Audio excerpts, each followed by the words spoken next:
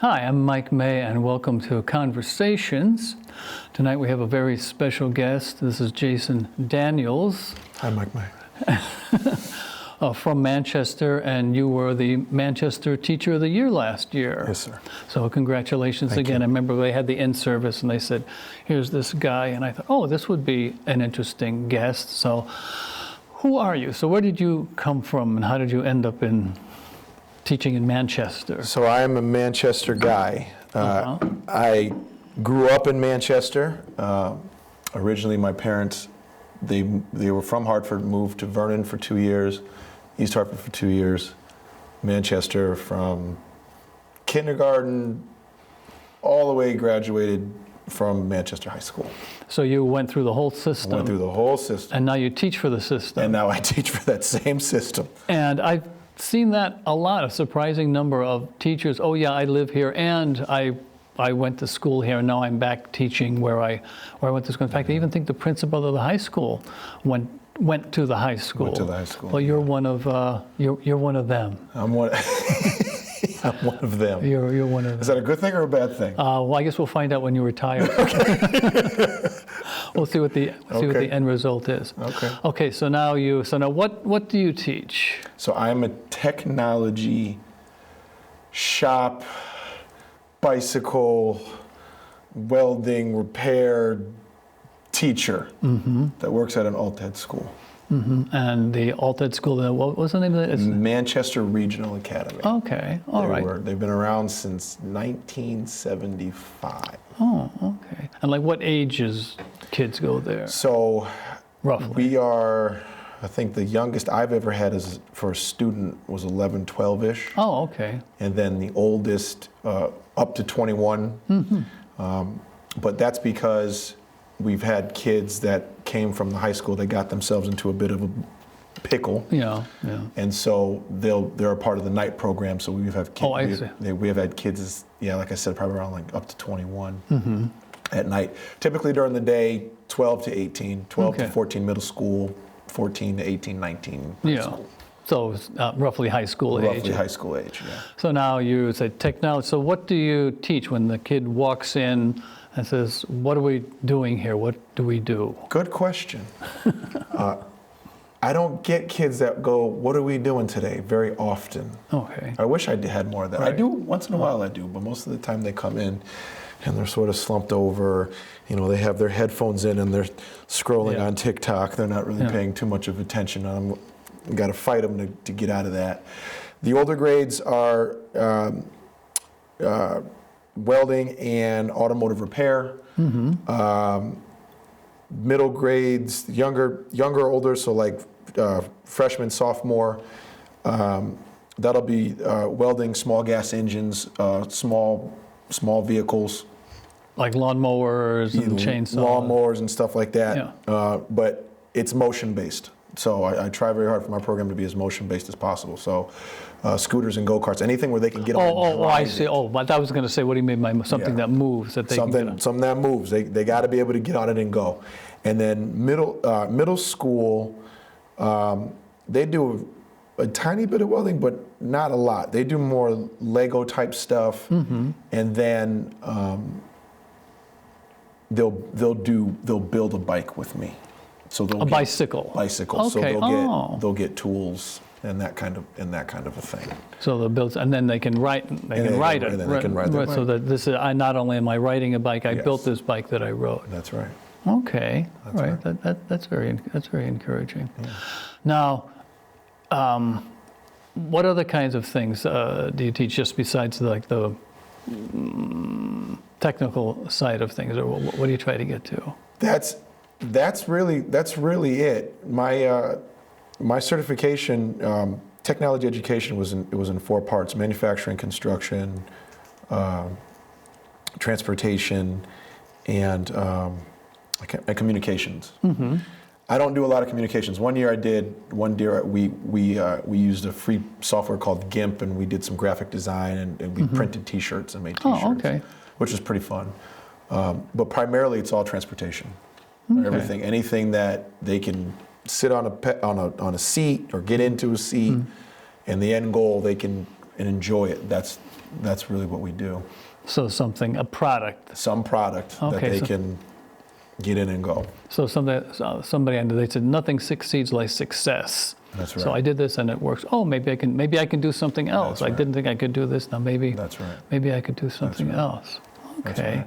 Now, what do you find especially works when you're working with this group, if anything? Things that work with this group, that's a great question. Kids that are more seasoned teaching kids that are not. Oh, That's a big deal. So they'll tune me out quick, but they'll listen to each other even faster. So I'll take the kids that are a little bit more seasoned and pair them up with kids that haven't done it before. And it's cool to watch because, you know, kids speak is very different than adults speak. Yeah, right, You know what I right. mean? How they relate to each other. That works really well. We are a small program, so the largest class I've ever had in my room is 8 kids. oh wow. Okay, It's well that's very good. small. Yeah. Typically it's 4. Oh, okay. So every kid has a tool. And so when every kid has a tool, you don't have anybody being bored. They can work at their own pace. I can get at them individually. Ones that want to be challenged a little bit more, I can do that. And then the kids that are at a more basic level, I can also work with them. So divide and conquer, divide and conquer. My other buildings, I had in one class as high as 31. Oh wow, that's a little bit- yeah, especially for technology. It's a lot more Yeah. difficult to do Yeah. that. So divide and conquer, small classes, kid teaches kid, that kind of stuff. So if I walked into, let's say, one of these 4-person classes, you've got 4 kids, you say each has a tool, what would I see? Well, if you were to come to school tomorrow, you would see the older group working on a vehicle. They have to do a thermostat on a Dodge Caravan. The middle group right now, they're learning to weld accurately, and by that I mean, cutting the metal to the right size, using different tools to keep the metal in a specific space, and then welding it together so that what they're making is square. It's not, it's not teetering, that kind of thing. And then my beginner class is just getting comfortable with a MIG gun and Yeah. welding. If the weather was warmer, they'd be working for 15, 20 minutes, then they'd hop on a scooter and go ride. Oh, okay. Or they get in a go-kart and they go drive the go-kart, something Okay. like that. But we're getting a little bit colder now, so it's changing. Yeah. Now, did you ever actually work in industry, welding things? Or? No, actually, I'm a car guy, and I always wanted to make my own parts. And this job had a welding machine and I had never had the training at YouTube. And And you learned on your own. There you go. There you go. So, Okay, good. Okay, well, we have to take a break right now, so we'll be right back, and he'll tell us more about his technology career here. technology career. Okay, great.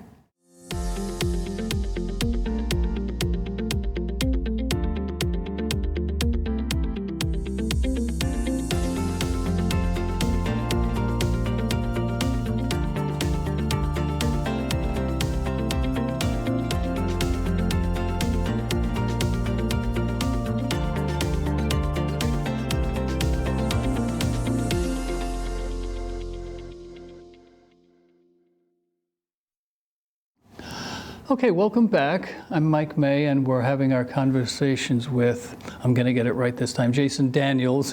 Got it. Now, you had mentioned TIG welding. Now, how often do you have to weld a TIG, or what does that mean? TIG welding is another form of joining metal together, but it's a little bit more involved than MIG. MIG welding is there's a gun, there's a piece of copper that spits out when you pull the trigger, you point and shoot, off you go and you're done.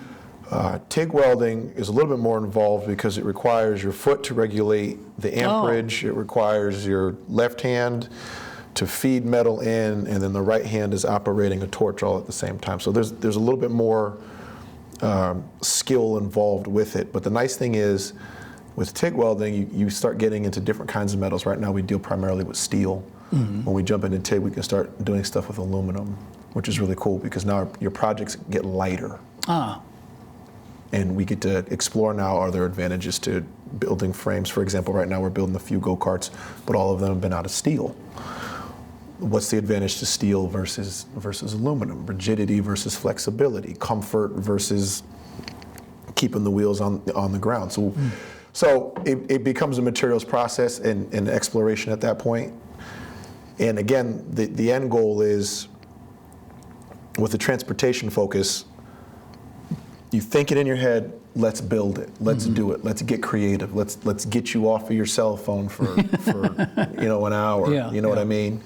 And use a part of your brain that you haven't really been using.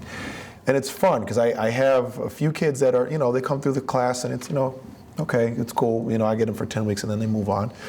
And then I have some kids that are really into it, and then I keep them for a lot longer during the year, because there's a project that they're working on and they're vested, they're into it and they're ready to go. And the nice thing about my building is we're flexible in that way. It's an altered environment. So if we want to keep kids longer, if we're noticing a certain skill set that they have, we can keep them there and let them take the time to refine, what could be their craft and their vocation in the future. Build their talent. Well, this is good, because it's too bad that the skilled trades have kind of been dissed. Everybody's got to be a chemical engineer. Everybody's got to be a computer programmer or something. But when I was teaching in Hartford, I taught English, and I had a student who was in my English class, and no, he was never going to win a Pulitzer Prize, but he was passing. But he was a plumber's apprentice. That was like his part-time job. And then I heard he graduated, and then like a friend came and said, "Oh, I was talking. Oh, well, what's he up to?" He was 21, and he had just bought a house. So, exactly. that's exactly. That's pretty good. So here's someone responsible and contributing to society, and obviously doing a lot better than I was doing it at 21. Okay, now you have all these skills. So now, what do you build at home? You must do some. What do you have? I don't do a lot of building at home. Oh, really? You have nothing? No rocket ship in the basement? No, there's no time machine?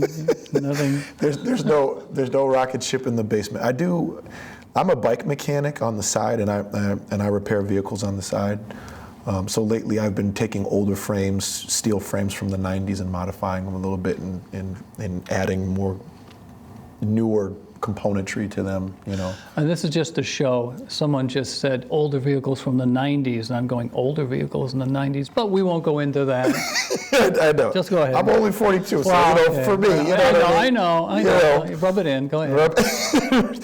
So no, nothing crazy at home, but that's because my wife and I have 3 children. Oh, okay. So, yeah. All that welding stuff. All that stuff is, because I got to play with my kids and just be a dad, be a hubby and a dad. So, but as my kids are getting older, my oldest is 12, and so I'm starting to, Oh yeah. Okay. Well, let's work with tools. Let's do this. Just kind of passing it down. And I wanted to say, your point when you mentioned the young man bought a house at 21, that's the goal, right? So the goal is you get into one of these skilled jobs early in life, you don't have to follow a traditional path, what I mean? You can get it, you can be a welder, be into manufacturing, at 18, 19, 20 years old, get a decent paying job, and you set yourself up. That really is the goal. That's the aim, because not all of our kids are, the truth,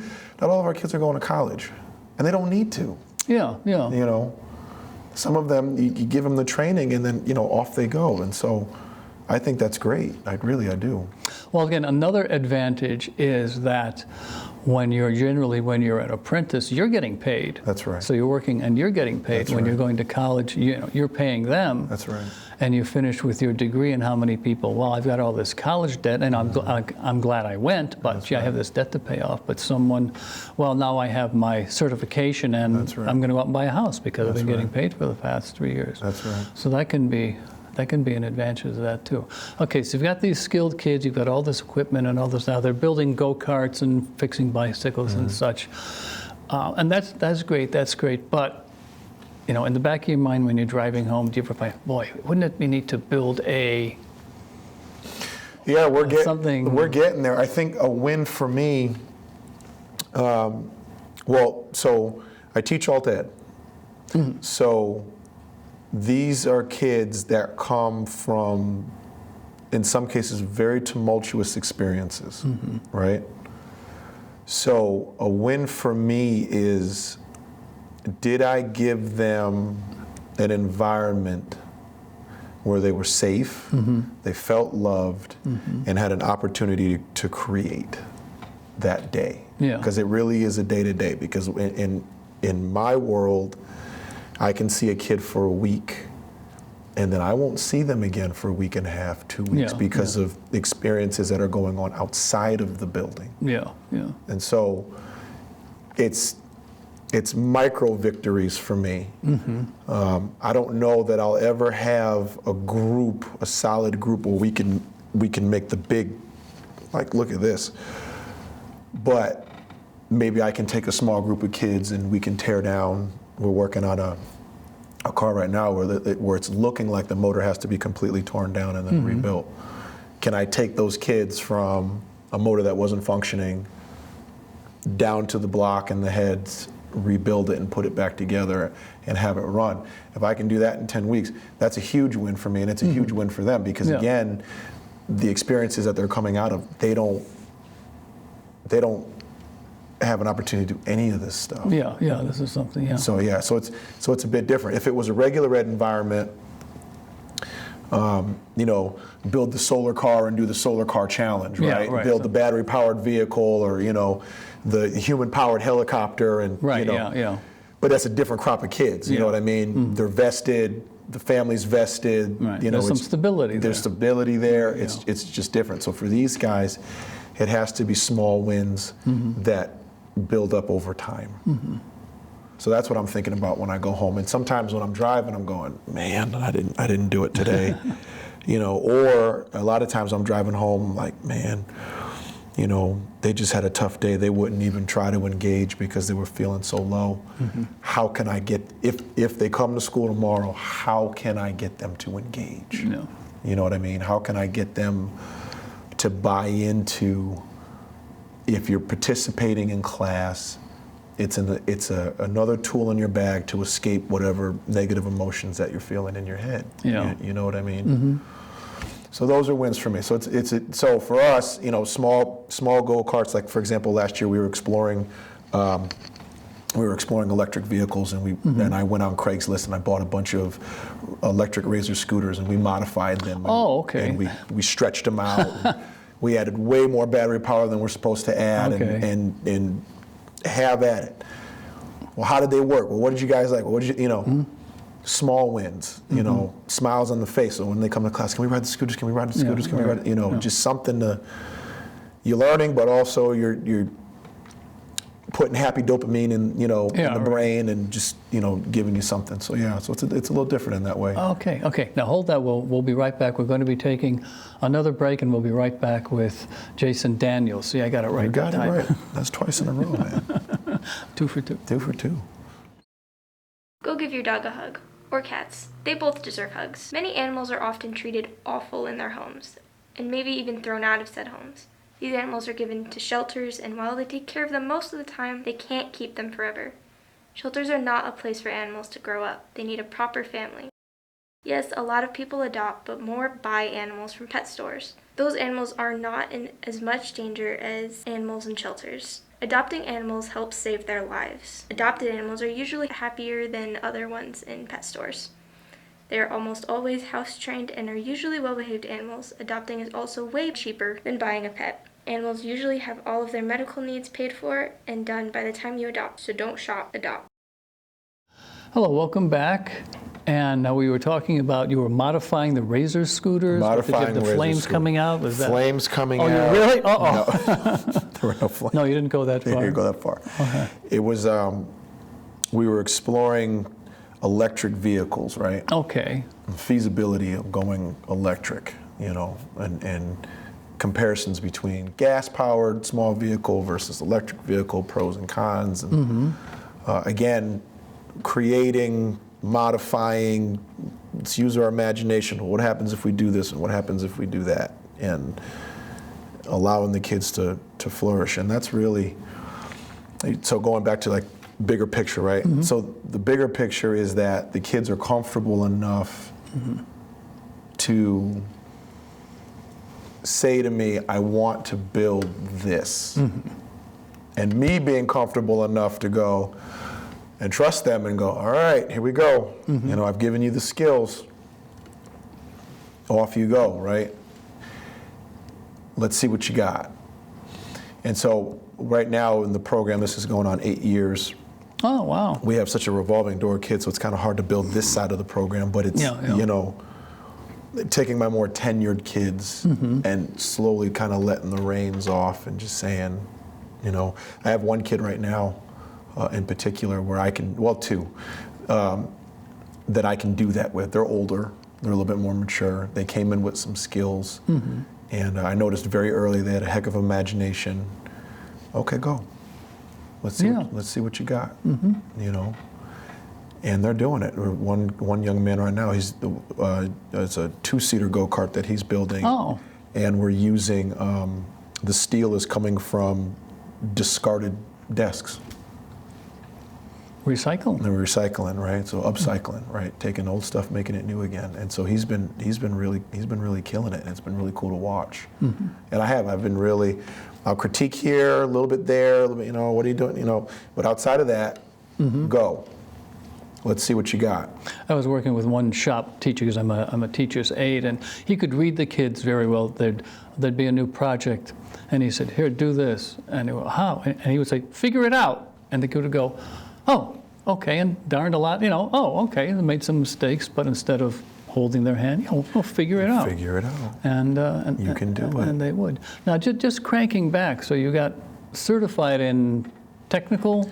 Certified in tech ed. Tech ed. Now, was that your plan when you went into education? I want to teach tech ed? Yes. Or did you plan to go into, because you had finished high school? Yes, I and you absolutely said- did. And just say, oh, I would like to teach, I would like to go back into school and teach? I absolutely did. Okay. I met Mr. Foster my sophomore year of high school, and that was my first tech ed class in high school. And this was at Manchester? This is at Manchester High School. Now, at that point, I'd already been building bicycles at that point. I had a couple buddies that would used to work on cars, and I'd mess with cars. I was a Lego kid my entire life. I used to love my still love my Legos. And so, tech ed class, super fun. And one day I went up to him and I said, so let me get this straight. I said, you get paid to teach kids how to make stuff. He said, yes. I said, and you get your summers off? He said, yes. I said, that's what I'm going to do. Okay. And from that point forward, I said, I'm going to school, because initially I was going to be an engineer, and I met Mr. Foster, and he changed my path to tech ed, and I held on to that all the way through. But you still had engineering, there was the technical. It was kind of there, but the idea of having summers off, that just kind of, you know. So then you went to, now when were you at Central? I was at Central from fall of '98 to 2004, took a break, and then went back for my master's for educational technology. Very different. Okay. Very different masters. Okay. And I would like to go back again, but this time for the 092 program to become an administrator. Oh, okay. Yeah. All right. Now, would you think, like, becoming an administrator, not that there's anything wrong in that, but you have the hands-on skills, but now if you become an administrator, maybe are you taking like a step back from actually helping the kids do things, and now you're sitting in your office making phone calls? I don't think it's a step back. I think I want to have an influence on a whole school. Okay. I'm seeing some things. I'm seeing a need for kids to really be in an environment where and I love where I'm at because this is what we do, where they're really supported, they're looked at as an individual, we take into consideration their backstory, and we really try to tailor their experience in such a way where they'll be successful in a few years. And that's hard to do when you're in the classroom teacher role. It's a little bit easier to do when you're an admin. And like I said, I'm 42. I'm still a young guy, but I've been teaching. This is year 18 for me. Oh wow! Yeah, so you started right out. Started right out of college. So it's about time.